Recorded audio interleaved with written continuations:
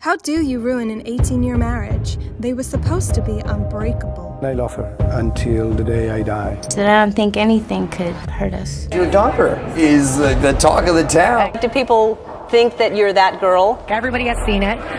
Have you? No, because I don't need to see that. There was this tabloid explosion. When you get defensive, it's very ugly. How the did you end up that person? It was a joke. She was hurt. She was vulnerable. If someone can understand what she did, it's you. I just felt a tremendous impulse to give.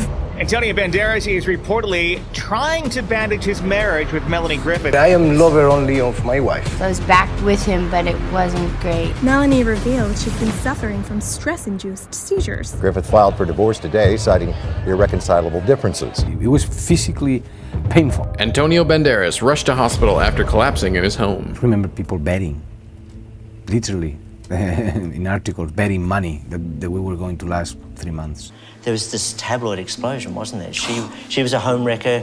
You were using her to further your career. We were in the middle of a hurricane. How have you managed to keep it together under all that pressure? We made a pact. We base our relationship in our family. My stepfather, Antonio Banderas, burst into our lives. I jumped from school to school and I was homeschooled and I struggled so much. He was so vibrant and so fun. We look around and we see our kids and the importance of having a stable family. Antonio wanted the supportive family he never had. How did your parents react to you wanting to become an actor? Bad, especially my mother. We really did try to change his mind, but it was an unknown world for us. No one in the family had ever been an actor, but besides that, it seemed as though it would be very difficult. But when Antonio went to Hollywood to make it as an actor, it only got harder. Do you feel challenged as an actor? Always.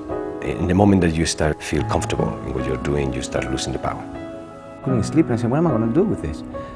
This is like a drug. I cannot get rid of it. I got to keep going. I don't speak a word of English. What am I going to do? I was 31 when I learned. It was like somebody was hitting me with a hammer in the brain. It was almost physically painful. Still now, my mother said to me, if you were working in a bank, you can come home every day. His desperation to make his mom proud backfired. Not all of Antonio's films were favorably reviewed, and critics wondered if he was spreading himself too thin. The most important word is no. Those who say no are the winners. The ones who say yes all the time become cheap. We feel that when you finish a movie that nobody's going to call you again. So you just pick up everything, almost compulsively. Everything here is the last movie that you have done. If the last movie you have done is good, you're great. And if the last movie that you did is bad, you're bad. In trying to prove himself, Antonio lost sight of what really mattered. Antonio Banderas reportedly caught dancing with a young model in a club. Antonio Banderas is reportedly trying to bandage his marriage with Melanie Griffith after rumors that he cheated on her apparently resulted in these recent pictures of her without her ring. These two seem like the most perfectly happy Tinseltown couple, but like so many Hollywood romances do, their love affair apparently just went cold. Melanie Griffith and Antonio Banderas are ending their 18-year marriage. Griffith filed for divorce today, citing irreconcilable differences. Melanie Griffiths revealed, quote, "The reason my marriage to Antonio fell apart was because I was stuck. The actress was recently diagnosed with epilepsy and said, every seizure that I had was at a point when I was extremely stressed.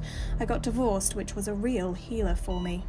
But while divorce healed Melanie, Antonio's heart literally broke.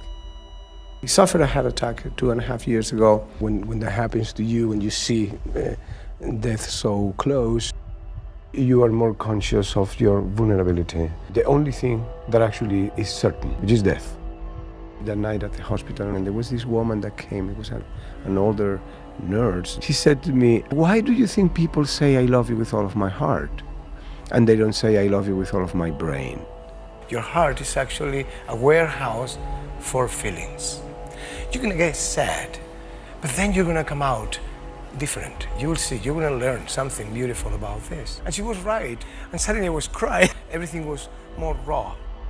It was almost kind of necessary for me to metaphorically kill the Antonio Banderas that everybody knew. There are things that are, unexpected that happen in your life that may help you to understand yourself better and to have a different perspective of what is around you. The things that you thought that were important are not important anymore. What is really important with your daughter, your family, your friends.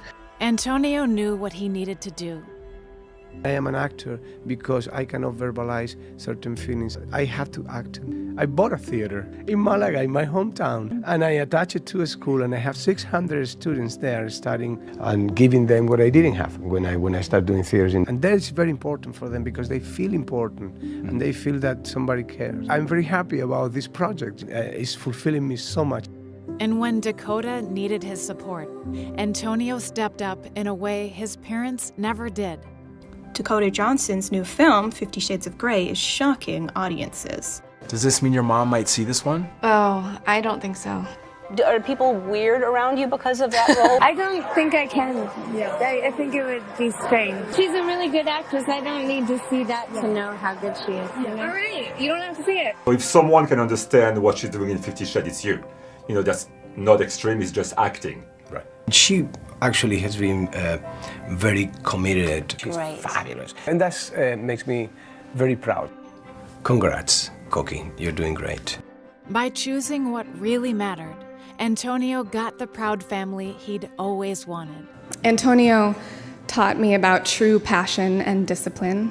I got very lucky. I got a bonus dad who is actually one of the most influential people in my whole life. Papi, on behalf of your family, we are perpetually in awe of you. We are so proud of you, and we love you forever. I think when you receive an award, you have to dedicate it to somebody. I am going to dedicate the award to you, Dakota, because you always call me Papi.